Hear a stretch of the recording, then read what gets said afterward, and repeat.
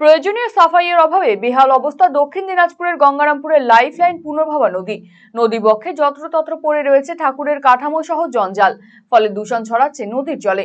অভিযোগ, দীর্ঘদিন ধরে নদীতে নোংরা আবর্জনা এবং কাঠামো পড়ে থাকলেও তাতে কোনো হেলদোল নেই প্রশাসনের। এমত অবস্থায় নদী স্বচ্ছতার দাবি তুলেছেন শহরবাসী থেকে শুরু করে পরিবেশ প্রেমীরা। তাদের বক্তব্য, পুনর্ভবা নদী জেলা তথা গঙ্গারামপুরের অন্যতম লাইফলাইন। নদীর দুই তীরে অসংখ্য বসতি গড়ে উঠেছে। ওপার বাংলা থেকে বয়ে আসা পুনর্ভবা গঙ্গারামপুর শহরের গাবে তপন ব্লক মালদা জেলার বামনগোলা হবিপুর ব্লক হয়ে আবার বাংলাদেশে প্রবেশ করেছে। একসময় চৈত্র মাসেও পুনর্ভবা নদীতে বাণিজ্য নৌকা চলাচল করত। কয়েক বছর আগেও পুনর্ভবা নদীতে সারা বছর জল থাকতো। মৎস্যজীবীদের জালে উঠত নদীয়ালি মাছ। নদী থেকে সারা বছর নদীয়ালি মাছ ধরে গঙ্গারামপুরের হাজার হাজার মৎস্যজীবীরা জীবিকা নির্বাহ করতেন। কিন্তু চৈত্রের পুনর্ভবা নদীতে যেমন গবাদি পশু ঘুরে বেড়াচ্ছে, তেমনই বেহাল অবস্থা। এর অন্যতম প্রধান কারণ বাংলাদেশের রাবাম ড্যাম। ফলে শুধুমাত্র বর্ষার সময় ছাড়াও এপার বাংলায় পুনর্ভবা নদীতে জল থাকছে না, আর যেটুকু জল আছে তাতেও পড়ে রয়েছে নোংরা আবর্জনা এবং ঠাকুরের কাঠামো। ফলে দূষিত হচ্ছে পুনর্ভবার জল।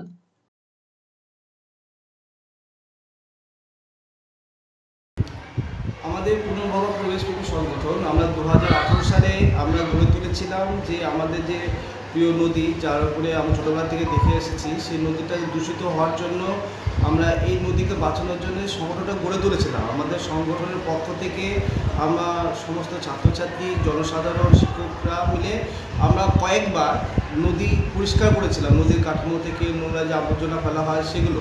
এরপরে আমরা সচেতনতা শিবির করি, আমরা র্যালি করি নদীকে বাঁচানোর জন্য। এরপরে যখন পুজো পার হয়ে যায়, তারপর থেকে প্রশাসন থেকে কোনো রকম উদ্যোগ নেওয়া হয় না নদী ঘাটকে পরিষ্কার করে রাখার জন্য। যদিও বিষয়টি খতিয়ে দেখে দ্রুত ব্যবস্থা গ্রহণের আশ্বাস দিয়েছেন পৌরসভার ভাইস চেয়ারম্যান জয়ন্ত দাস।